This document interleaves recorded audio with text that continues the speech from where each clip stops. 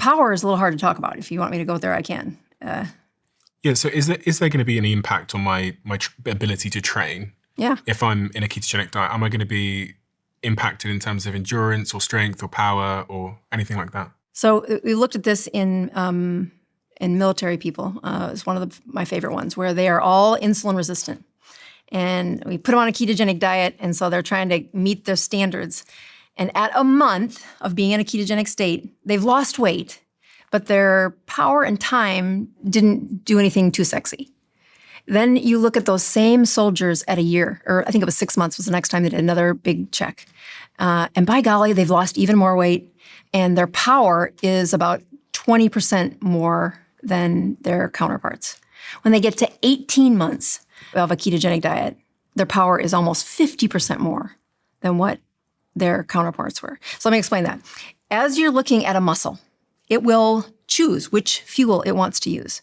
And when you've been glucose using, when you're on a non-ketogenic diet, it's going to use glucose first to fuel. But if you can train it to use fat in that training, it's a longer, better fuel with less inflammation, and especially in a state where it will use both fuels quickly. That takes time. I mean, it takes, and what I tell patients is, you'll love me in 18 months.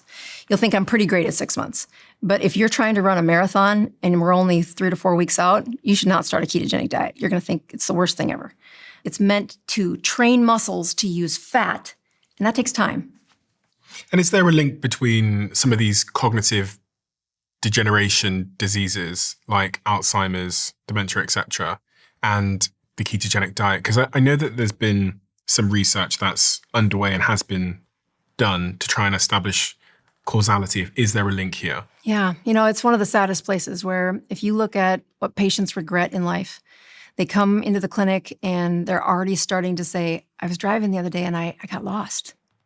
And when I hear that, we are 15 years too late. It is 15 years of building up trash in that brain that we have to clean out that debris.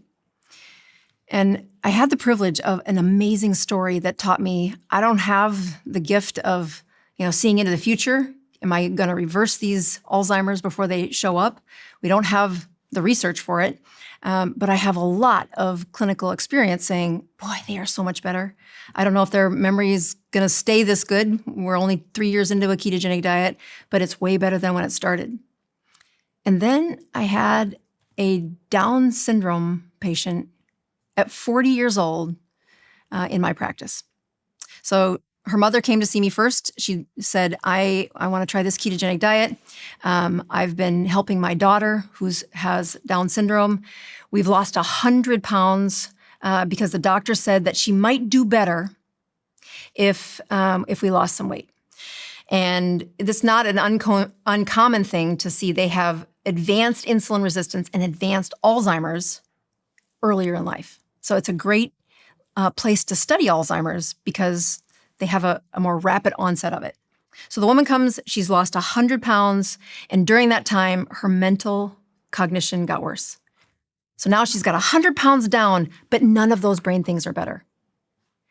And I said, all right, if we're going to do this with your daughter, we're going to make sure we're pricking your finger. It's not going to be fake. We're going to do a real ketogenic diet. So the mom starts on a ketogenic diet, and I think both her and mom are genetically superpowered to make ketones because they have ketones of like 3 within a couple of days. Which is, the average would be? Like 1. If they hit 1 in a few days, I'm thinking, good job. And the mom calls me at the end of the week saying, do you think it could possibly work this fast? She's doing the little jobs that she used to do around the house. And I said, well, call me again in a week. Let's see how she's doing. And the mom goes, the most profound thing just happened. I've taken care of this girl for 41 years. And I asked her the other day if she was doing something. She wanted to go to the church with me, which means she left the house. And she was at the church and she was giving her instructions to do this, go around here and put it over there and give her a little job. And she said, do you understand? And the girl replied, I understand. And I said, what's the big deal? And the mother said, she had never said a 3-syllable word in her whole life. 2 syllables is all her brain could ever put together. For the first time in her whole life, 3 weeks onto a ketogenic diet. And this Alzheimer's diagnosed patient who had Down syndrome now had a brain that was not only working great, it was doing the best mom had ever seen it. And on a ketogenic diet, not only did she lose about 15 to 20 more pounds, but her world opened up again because her brain, which had Alzheimer's, no longer had that diagnosis. I was looking at some of the supporting studies around this, around the impact that it can have on the brain. And studies show that in dementia, especially in Alzheimer's, the brain struggles to use glucose efficiently. Ketones provide an alternative, cleaner fuel source.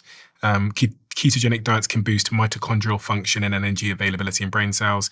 Keto lowers systemic inflammation, which is linked to slower cognitive decline. Ketones may protect neurons from damage and promote the growth of new neural connections. And Alzheimer's is something called type 3 diabetes, which I've had a lot. And keto improves insulin sensitivity, potentially reducing this risk. And lastly, small studies show temporary improvements in memory and cognition in people with mild cognitive impairment or early Alzheimer's. But the evidence is early stage, long-term adherence can be hard, and the diet isn't suitable for everyone. For example, underweight people and people with certain medical conditions. Right. So how do I measure my blood ketone levels? Is that what these devices are here on the table? When I look at giving patients the freedom to say, don't come to me for the things that you can do at home.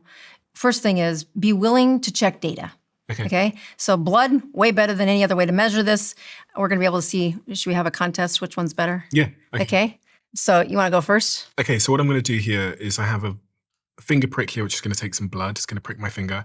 Then I have this little reader, and I also have this little strip here, which I'm going to put my blood onto. And within a couple of seconds, it's going to tell me how many ketones I currently have in my body right now. And so we're going to look at that at the same time as your blood sugar, which is how you can measure insulin. It's the best proxy for saying how high is his insulin. So put both of them in there before you go, because then you don't have to prick yourself twice. Okay, so a blue one is going to measure the ketones, and a brown one's going to measure your glucose. Okay, and this device, how much does it cost if people want to buy it at home and start pricking their own fingers? Yeah, I think there's a kit that comes with about 50 strips, so you can have ketones and glucose at the same time. I'm guessing it's around $70, or maybe it's $60 to $70. They have quite the. Yeah, put it all in. There you go. And so it'll lights on the other one too, right? Perfect. Okay, so now prick your finger. Best to do it on the side of your finger because there's less nerves there. There you go. Good job. Okay, so I'm going to put my blood onto this one, which is the keto reader. And it'll count down. Let's see. I think it's my glucose is 86. Takes more blood for the ketone one. And my ketone levels are 0.9. Okay, so that's a Dr. Boz ratio of 86 divided by 0.9, which is probably like 95 or something, like 95-ish, right? So my glucose levels are 86. Is that high or low? That's good.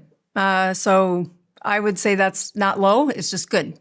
Okay, and my ketone levels are 0.9. Right. So when you look at them in comparison, like you want to have a blood sugar that's not triple digit, so that's very good. And the higher you are above 0.5, the better the result. So that's a pretty good number. So if I'm in ketosis, what reading would I have on this ketone meter? 0.5 or greater. But it would be also that you have that reading without a triple digit blood sugar. So when I look at the combination of them, I do a little math and say, your Dr. Boz ratio is like 95. So you are burning fat right now. Okay, so that's a good sign. When I am trying to help people who are trying to undo cancer or autoimmune or brain injuries, they have to have a better Dr. Boz ratio than that. Let's do your readings to see where you're at. All right. Drum roll.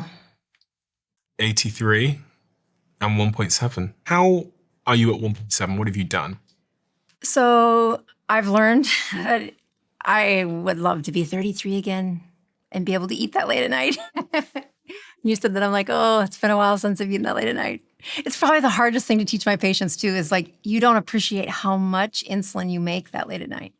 Now, you're still in a season where you get to just kick your heels and enjoy youth. But at my age, you cannot do that. I can eat in the morning. I can have good calories of high fat and good protein in the morning.